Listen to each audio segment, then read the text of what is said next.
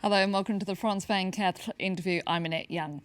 As the world holds its breath over the Ukraine crisis, some are calling this the worst East-West confrontation since the Cold War.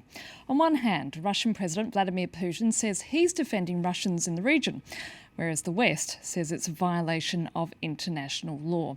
And with the referendum in Crimea just days away, the stage is set now for further escalation. Joining me from Harvard University is retired General Kevin Ryan, a Harvard scholar who leads a group of former Russian and American officials in back-channel talks. He's also served as a defence attaché in the American Embassy in Moscow. Retired General Ryan, thank you so much for giving us some of your time. Thank you. Now, we have armed Russian militia groups throughout Crimea. Is it already over? Has Putin won the Crimea? I think the short answer to the question is yes. The Crimea is lost to Ukraine and to the West, and most likely will be annexed outright within the next couple of weeks. What NATO, what the United States, what the West is trying to focus on now, in conjunction with the Ukrainian leadership, is to make sure that the rest of the Ukraine does not break away, that the Ukraine remains, as it should, a whole country. That's the first priority. And then over time to begin to try to figure out how to roll back, and if not roll back, what to do about the Russian annexation of Crimea. Russia keeps describing these militia groups as local defence groups. Our reporters on the ground say completely the opposite. Who are they? So I think it's a mixture of both Black Sea naval forces that are already there. We see some pieces of equipment on the road by television that would probably belong to the Black Sea naval infantry brigade that's stationed there. We probably also are seeing some self-defense or local militia type groups, and I believe there are some credible reports that other troops from the Russian Federation have been introduced subsequent to the first reports into it. So we're seeing a mixture of all of these there now. The key is not anymore where did they come from, but what are they doing? And they're reinforcing the border, they're surrounding Ukrainian military and police posts, and they're solidifying control over the country. Do you think there is further danger of them moving into other parts of Ukraine? My professional opinion is that that's not happening and not going to happen. The rest of Ukraine, the eastern part, the so-called Russian-speaking majority part, is a mess, and Russia probably does not want to bite off that much territory and that much of an economic and a political problem. So I think they're going to take the Crimea and stay there. But if I were in Ukraine, I too would be preparing for the worst and thinking about positioning forces to prevent that from happening as well, yes. And the acting Ukrainian Prime Minister has been saying that he's not going to give an inch of Ukrainian soil. What is the true capacity of the Ukrainian military? So that is a great question. I don't think anyone knows the full capacity because it's untested over many years in homeland defense. Those Ukrainian forces that have fought alongside the West in Iraq and Afghanistan, and they have had forces there, have been professional and very capable and competent.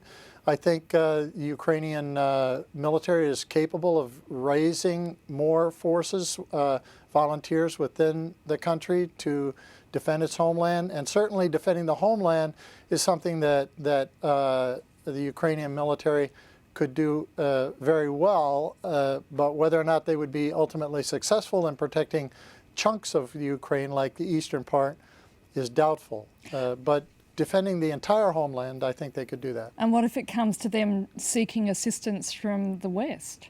So I think they've already asked for this assistance, and the West has already begun to give it. We've started with the economic, political, and diplomatic help. As many people have pointed out, this is... But on the military front, I mean, what if there is a worst-case scenario where they do take on the Russian military? Well, if Russia goes to the next level and begins an invasion with troops into eastern Ukraine, then we have a crisis that is many times greater than what we have right now. I do not think that NATO is capable at this moment of putting forces into Western Ukraine, nor does it want to have an outright war with Russia on the ground of the Ukrainian territory. But if Russia were to invade further into Ukraine, NATO and the United States, the West, would have to do something in terms of a military upgrade, and that would be discussed in the next few days. There could be troops moved from the United States. There could be troops moved within NATO, not only to the Ukraine or to that region, but also to reinforce other NATO countries that have borders with Russia, like the Baltic nations. And do you think there's a serious risk of that happening?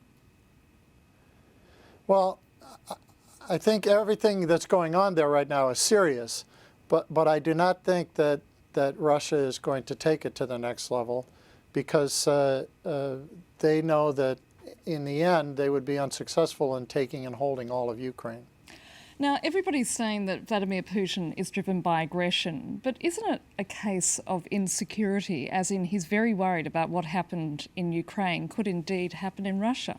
Yeah, I think that Russia sees these different so-called color revolutions, not only there, but the Arab Spring. And Russian leadership is concerned that a mass movement, the movement of the population, hundreds of thousands of people in the streets of Moscow, could overturn the government. And I think this is a very real possibility that the current Russian leadership wants at all costs to prevent from happening.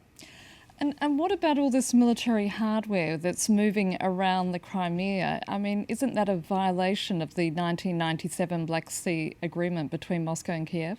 Well, I'm not sure if there's a technical violation of any treaty right now. People have talked about the agreement following the 1994 Budapest agreement over Ukraine. There are, of course, the conventional forces treaties and the Black Sea treaties, yes.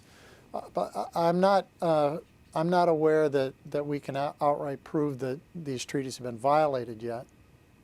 Now, given you talk to Russian military officials on a regular basis, are you able to gauge just how much support Putin has among the military?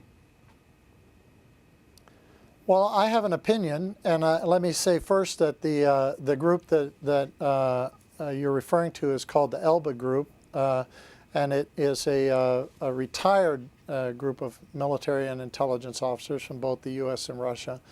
And the feedback that we get from our meetings in those sessions is that the military, much as reportedly the population of Russia, is pro-Putin.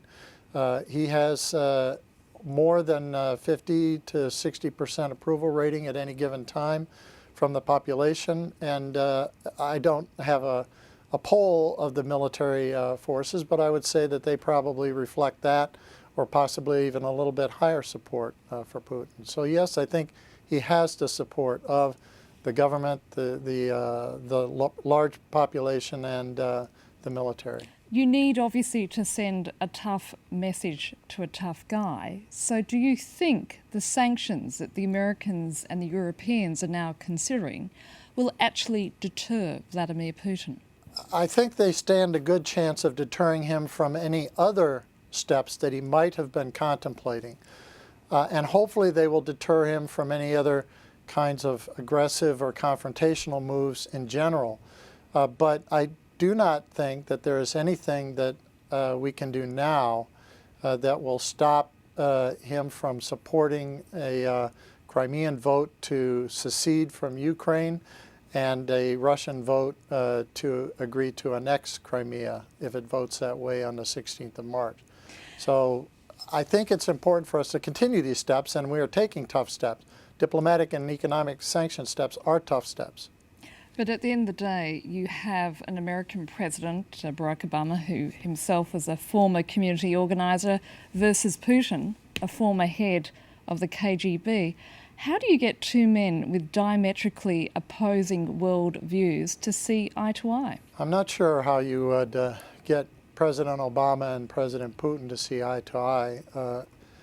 I do think that they are being open and frank with each other. They've had long telephone calls. They've had plenty of opportunity to talk to each other, and certainly they have made their positions clear on the Ukraine. So in that regard, I don't think that they misunderstand each other. Whether they can come to an agreement or find common ground on which to agree is another question. It's not just these two men, but the entire establishments in both countries. Kevin Ryan, I'm afraid we're going to have to leave it there. That's it for this edition of the France 24 interview. Do stay with us for more news and headlines coming up shortly.